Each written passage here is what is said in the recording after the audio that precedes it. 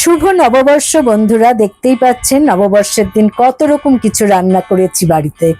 সমস্ত বাঙালি রান্না সুন্দরভাবে গুছিয়ে খেতে ভালোই লাগে, কিন্তু অনেক সময় এই রান্নাগুলো খাওয়ার পর পরের দিন আমাদের খুব হালকা পাতলা খেতে ইচ্ছা করে। তা আজকে সেটাই দেখুন। হ্যালো ফ্রেন্ডস, রুবিস কুকারি 2 থেকে আমি রুবি বলছি। আপনাদের সকলকে স্বাগত জানিয়ে আজকে একটা সম্পূর্ণ নিরামিষ রেসিপি নিয়ে আমি হাজির। গতকাল পয়লা বৈশাখ ছিল, আপনাদের সকলকে এবছরের প্রীতি শুভেচ্ছা ও ভালোবাসা জানাই। প্রথমেই আপনাদের দেখিয়ে দিয়েছি যে কালকে নববর্ষ উপলক্ষে আমি কি রান্না করেছিলাম। সমস্ত রান্না তো দেখানো সম্ভব না, কিন্তু আজকে সকালে কিন্তু সবারই বাড়ির মোটামুটি পেটের অস্বস্তি, মানে কেউ বলছে আমার কনস্টিপেশন হয়েছে, আবার কেউ কেউ বলছে আমার লুজ মোশন হয়েছে। আমি বেচারি কি করি বলুন তো? তা মাথা থেকে একটা বুদ্ধি বেরোলো যে কনস্টিপেশনে অবশ্যই পেঁপেটা খাওয়া দরকার, আর লুজ মোশনে কাঁচকলা খাওয়া দরকার। তা দুটো একসাথে কম্বাইন করে যদি আজকে একটা নিরামিষ রেসিপি হালকা করে রান্না করি তাহলে কেমন হয় বলুন। আসুন দেখে নিন আমি আজকে কিরকমভাবে একটা হালকা পাতলা পেঁপে কাঁচকলার ঝোল রান্না করলাম। নিলাম দুটো কাঁচকলার সামনের এই অংশটা কেটে নিলাম, আর পেছনের এই বোটাটা কেটে নিয়ে আমি জলে দিয়ে দিলাম, আর আলুর খোসা না ছাড়িয়ে গোটাটাই জলে দিয়ে দিলাম। একটা প্রেসার কুকার নিলাম এবং ভালো করে কলা আর আলুটা ধুয়ে নিয়ে প্রেসার কুকারে এমনভাবে জল দিচ্ছি যেন সবজিগুলো ডুবে থাকে, আর 3টে সিটি দেব। একটা পেঁপে নিয়েছি, পেঁপেটা পুরো আমি ব্যবহার করব না, সামনের আর পেছনের অংশটা কেটে হাফ করে নিচ্ছি। কম দিকেরটাই আমি আজকে রান্নায় ব্যবহার করব। তা ভেতরের এই অংশটাকে চেঁচে বের করে দিতে হবে, আর দানাগুলো তো অবশ্যই ফেলতে হয়।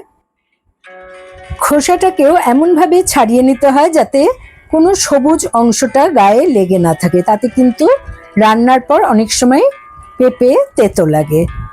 তা আমার খোসা ছাড়ানো হয়ে গেছে, আমি জলে ভালো করে ধুয়ে নিচ্ছি আরেকবার। এবারে মাঝখান দিয়ে একটা টুকরো করে নিচ্ছি পেঁপেটাকে, আর একটা কুড়ানির মধ্যে একটু কুড়িয়ে নিচ্ছি।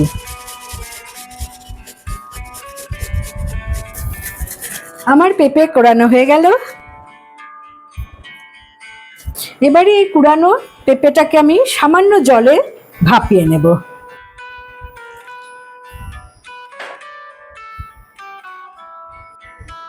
পেঁপেটাকে খুব বেশি সেদ্ধ করবেন না, জাস্ট একটু অল্প জলই দিয়েছি, সেটা শুকিয়ে যাওয়া মাত্রই আমাকে ঠান্ডা করে নিতে হবে। সামান্য লবণ এতে অ্যাড করে ঢাকা দিয়ে কিছুক্ষণ রেখে দিলাম। 2 মিনিটের মতো রাখার পরই দেখুন জলটা প্রায় শুকিয়ে গেছে। আমি একটু ঠান্ডা করে নিচ্ছি। আমি আলু আর কাঁচকলাটা 3টে সিটি দিয়ে ঠান্ডা করে একেবারে নিয়ে এসেছি। এবার দেখুন ঢাকনাটা খুলে আলু আর কলাটা পারফেক্ট সেদ্ধ হয়েছে, একেবারেই গলে যায়নি। তা আমি এখন আলুর খোসাটা ছাড়িয়ে নিচ্ছি। একইভাবে কাঁচকলার খোসাগুলোও ছাড়িয়ে নিচ্ছি।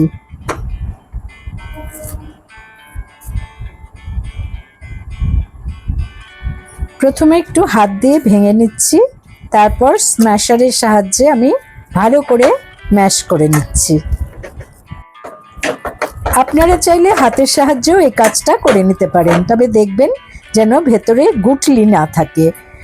এবারে আমি এর সাথে কুড়িয়ে রাখা এবং সেদ্ধ করে রাখা পেঁপেটা অ্যাড করে দিলাম। সাথে কিছু মশলা ইউজ করব। 1/2 টিস্পুন হিং, 1 টিস্পুন আদা বাটা, 1/2 টিস্পুন হলুদ গুঁড়ো, 1/2 টিস্পুন কাশ্মীরি লাল লঙ্কার গুঁড়ো, আর 2টো কাঁচা লঙ্কা কুচিয়ে দিয়ে দিলাম। নিলাম কিছু ছাতু, ছাতুটাও আমাদের পেট ঠান্ডা রাখে। আপনারা চাইলে বেসন একটু শুকনো কড়ায় টেলে দিতে পারেন। আমি 3 টেবিল স্পুন ছাতু এতে অ্যাড করলাম বাইন্ডিংসের জন্য। হাতের সাহায্যে সবকিছু ভালো করে মেখে নিচ্ছি।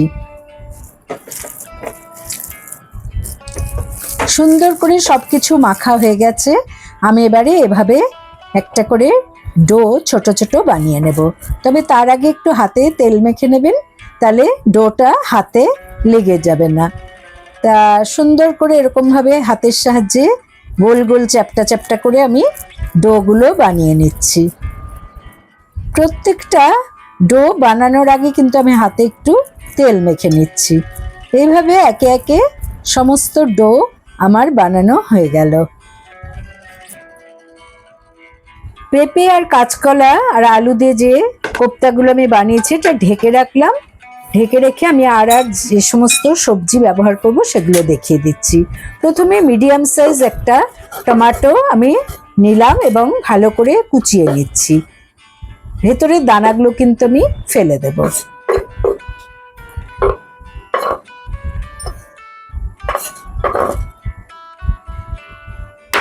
এবারে নিয়ে নিচ্ছি দুটো মিডিয়াম সাইজ আলু। আলুরও খোসা ছাড়িয়ে আমি ছোট ছোট করে কিউব আকারে কেটে নেব। খোসাগুলোকে ফেলে দিচ্ছি আর আলুগুলোকে ভালো করে আগে জলে ধুয়ে নিয়ে তারপর টুকরো করে নেব। আলু কাটার পর আবারও আমি জলের মধ্যেই ফেলছি, কারণ আলু কাটার পর এমনি রেখে দিলে কালো হয়ে যায়।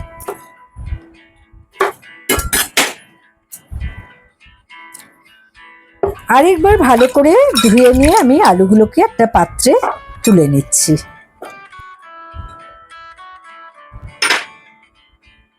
নিলাম 3-4টে কাঁচা লঙ্কা, বোটাগুলোকে ছাড়িয়ে এভাবে চিড়ে নেব। সব কিছুই কাটার পর আমার ধুয়ে নেওয়ার একটা অভ্যেস আছে। তা যাই হোক, এখন আমি রান্নাটা শুরু করব। দেখতেই পেলেন যে আমার রান্নার সমস্ত উপকরণ রেডি। এবার বসিয়ে দিচ্ছি একটা ফ্রাই প্যান। এবারে আমি রান্নাটা করব রিফাইন্ড অয়েলে, আপনারা চাইলে সর্ষের তেলেও করতে পারেন। তা দিয়ে দিচ্ছি আমি 3 টেবিল স্পুনের মতো রিফাইন্ড অয়েল।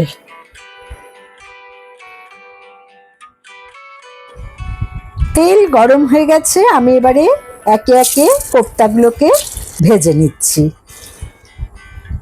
আমি কিন্তু তেল এখানে 3 টেবিল স্পুনের মতো অ্যাড করেছি। আর বড়াগুলোকে উল্টে পাল্টে একটু সোনালি করে ভেজে নিতে হবে এবং ফ্লেমটাকে প্রথমে হাই ফ্লেম রাখলেও পরে মিডিয়াম ফ্লেম করে নিতে হবে, তা না হলে ওপরটা পুড়ে উঠবে আর ভেতরটা কাঁচা রয়ে যাবে। তা আমি প্রথম ব্যাচের কোপ্তাগুলো ভেজে তুলে নিলাম। এবারে দ্বিতীয় ব্যাচের কোপ্তাগুলোকেও আমি সোনালি করেই ভেজে নিচ্ছি এবং এবারের কোপ্তাগুলো প্রায় ভাজা হয়ে গেছে। দেখুন, দুপাশই ভালো করে ভাজা হয়েছে। এবারে এই ব্যাচের কোপ্তাগুলো আমি তুলে নিচ্ছি। লাস্ট 3টে কোপ্তা ভাজার পর তেল প্রায় কমে এসেছে। আমি তেলটা সরিয়ে রেখে ফ্রেশ আর 2 টেবিল স্পুন তেল অ্যাড করলাম। তেল গরম হয়ে গেছে, আমি দিয়ে দিচ্ছি একটা কাঁচা লঙ্কা, 1 টিস্পুন গোটা জিরে, 2টো তেজপাতা। এবারে ছোট ছোট কিউব আকারে যে আলুটা কেটে রেখেছি সেটা দিয়ে দিচ্ছি। কম তেলে রান্না করতে গেলে কিন্তু একটু ঢাকা দিয়ে রান্না করলে ভালো রান্নাটা সেদ্ধ হবে। তা এই আলুগুলো মোটামুটি একটু কালারটা চেঞ্জ হয়ে গেছে দেখুন। আর আমি এখন এর সাথে অ্যাড করে দিলাম কুচিয়ে রাখা টমেটো। টমেটোগুলো যতক্ষণ না ভাজা হয় আমি নেড়ে নিলাম। এবারে এর সাথে আমি অ্যাড করে দিচ্ছি 1 টেবিল স্পুন আদা বাটা। আদার কাঁচা গন্ধটা যতক্ষণ থাকবে ততক্ষণই নেড়ে নিতে হবে। আর সাথে দিয়ে দিচ্ছি স্বাদ মতো লবণ, 1 টিস্পুন জিরের গুঁড়ো, সামান্য জল অ্যাড করে দিলাম যাতে জিরের গুঁড়োটা পুড়ে না যায়। সাথে দিয়ে দিলাম 1 টিস্পুন ধনে গুঁড়ো, 1/2 টিস্পুন হলুদ গুঁড়ো আর 1/2 টিস্পুন লাল কাশ্মীরি লঙ্কার গুঁড়ো। সব কিছু আরেকবারও ভালো করে মিশিয়ে নিচ্ছি। দেখুন সমস্ত তেল কিন্তু টেনে নিয়েছে। আমি এখানে 1 টিস্পুন চিনি অ্যাড করে দিলাম। সামান্য জল দিয়ে আরেকবার কষিয়ে নিচ্ছি, কারণ এত তেল কমে রাঁধতে গেলে বারে বারে ঢাকা দিয়েই রান্না করতে হবে।